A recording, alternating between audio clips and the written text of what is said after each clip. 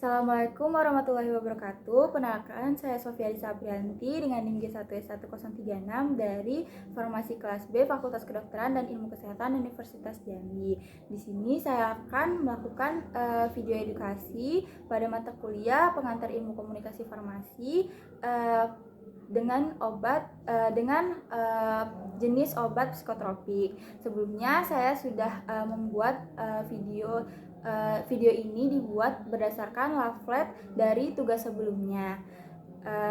Di sini saya sudah dengan anggota keluarga saya, yaitu bibi saya.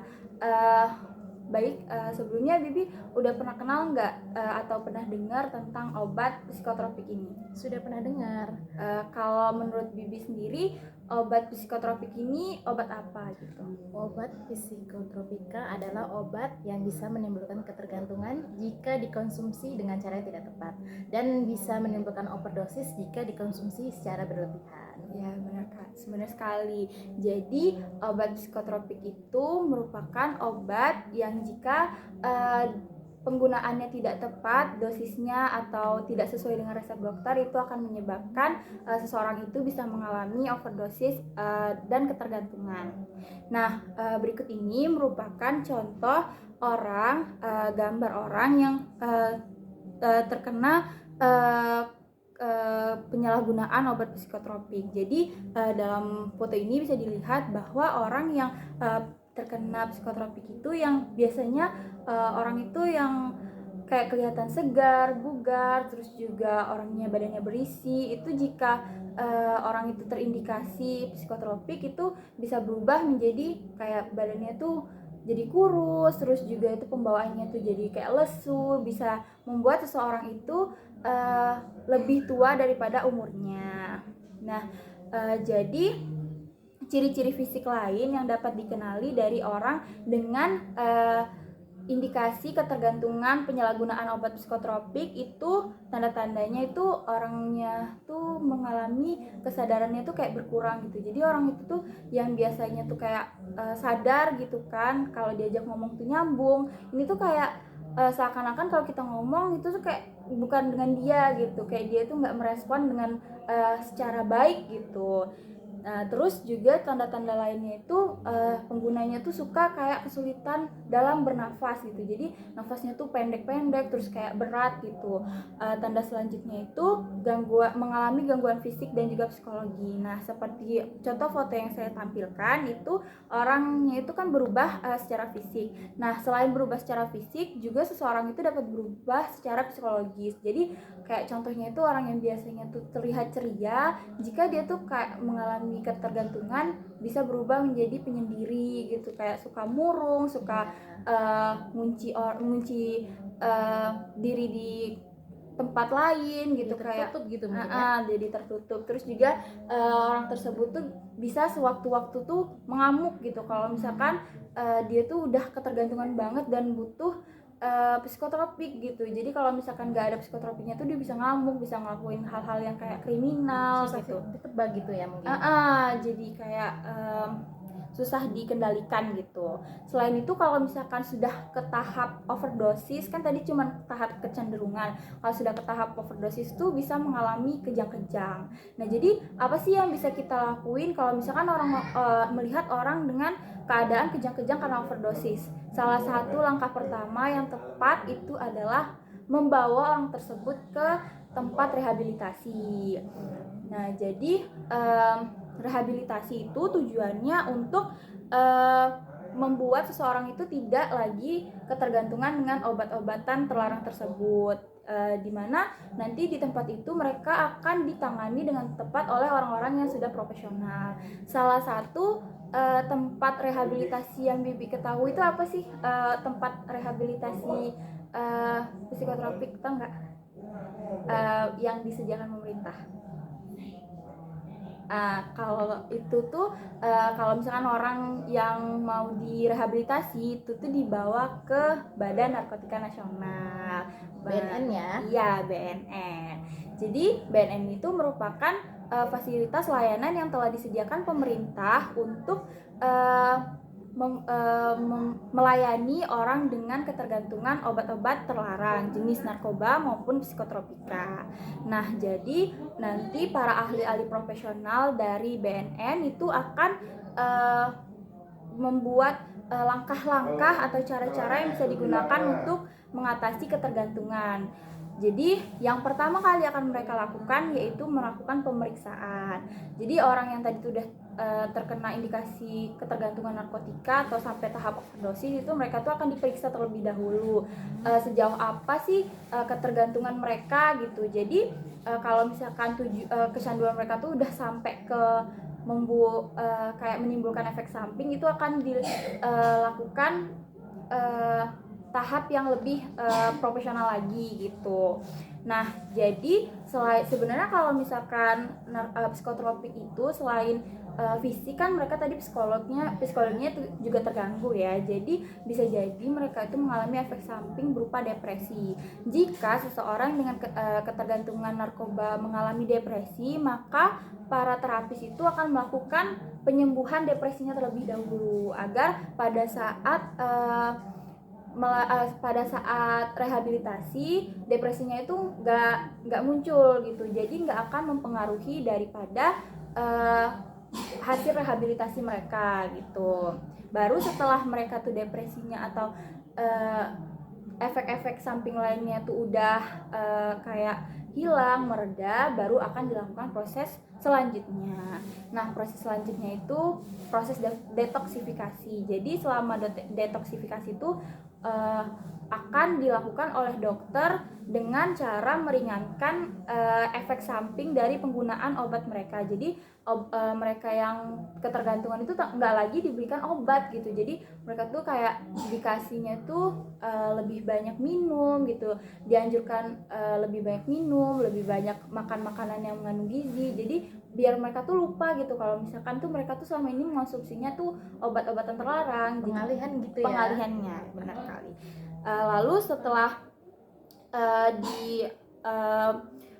setelah dilakukan proses detoksifikasi itu akan dilakukan proses stabilisasi. Jadi selanjutnya setelah orang itu tuh mulai lupa, mulai kayak melupakan kebiasaan mereka mengonsumsi, itu mereka tuh akan distabilisasi lagi biar mereka tuh stabil gitu. Nah, jadi tahapan ini nih membantu pemulihan untuk jangka panjang, untuk ke tahap masa depan gitu, dengan cara memberikan resep-resep dokter. Jadi mereka akan diberikan obat sesuai dengan yang telah diresepkan oleh dokter saat mereka detoksifikasi tadi, untuk supaya mengetahui mereka tuh sejauh apa sih sudah stabilnya gitu, apakah mereka tuh masih ada kecenderungan untuk terus ketergantungan obat gitu atau enggak gitu.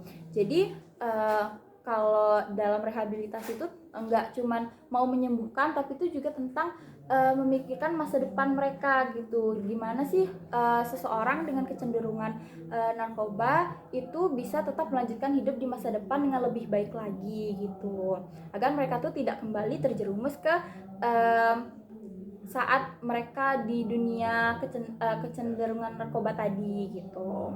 Nah, tahap-tahapan ini nih akan lama tahapan ini tuh berlangsung sesuai dengan kemauan mereka sendiri dan juga bantuan atau support dari teman, keluarga, dan juga kerabat-kerabat lain gitu. Jadi tahap selanjutnya itu ke pengelolaan aktivitas. Jika dalam tahap ini mereka tuh udah keluar dari rehabilitasi, jadi mereka tuh akan dikembalikan ke kehidupan mereka semula, tapi tetap dipantau oleh keluarga, kerabat, dan juga teman-teman terdekat. Dengan cara keluarga itu akan memberikan support gitu, agar mereka tuh bisa move on lah, istilahnya move on ke kehidupan yang lebih baik gitu. Nah, jadi tanpa dukungan dari orang-orang, dari keluarga, dan juga dari teman-teman, itu tuh keberhasilan rehabilitasi itu tidak akan tercapai, dan mereka tuh nggak akan keluar dari dunia ketergantungan obat-obat terlarang tersebut gitu. Nah, lanjut ke obat psikotropika. Jadi obat psikotropika ini tuh bukan berarti obat yang nggak ada fungsinya gitu. Kayak orang kan mikirnya kenapa sih narkoba atau psikotropika itu tetap diproduksi gitu kan, karena kan obat itu tuh bisa membuat orang tuh kecenderungan kan.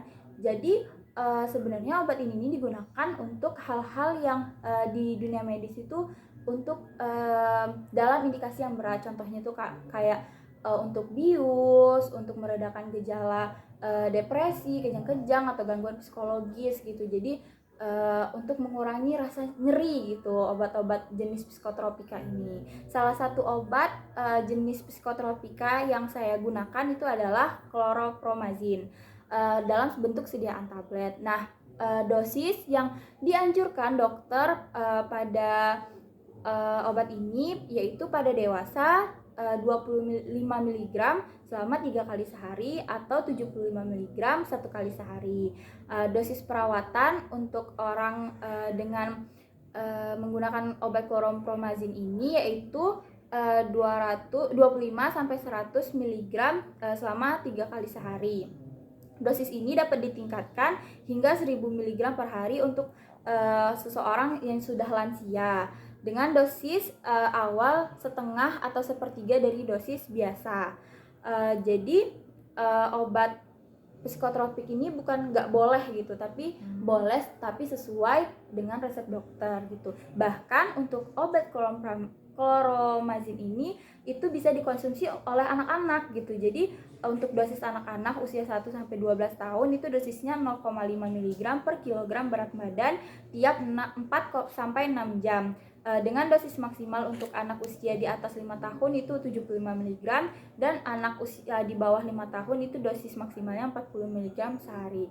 Nah, obat kloropromazin ini gunanya untuk apa sih? Jadi obat ini digunakan untuk orang-orang dengan indikasi kayak mereka tuh mengalami gangguan psikologis gitu, depresi, terus juga kayak gangguan mental gitu. Itu bisa digunakan obat ini untuk supaya meredakan saat mereka tuh kayak pada saat mereka tuh kambuh gitu. Jadi bisa digunakan obat ini sesuai dengan dosis yang tadi saya sebutkan. Nah, di sini saya akan menjelaskan beberapa contoh obat psikotropik lain yang sesuai dengan kelasnya.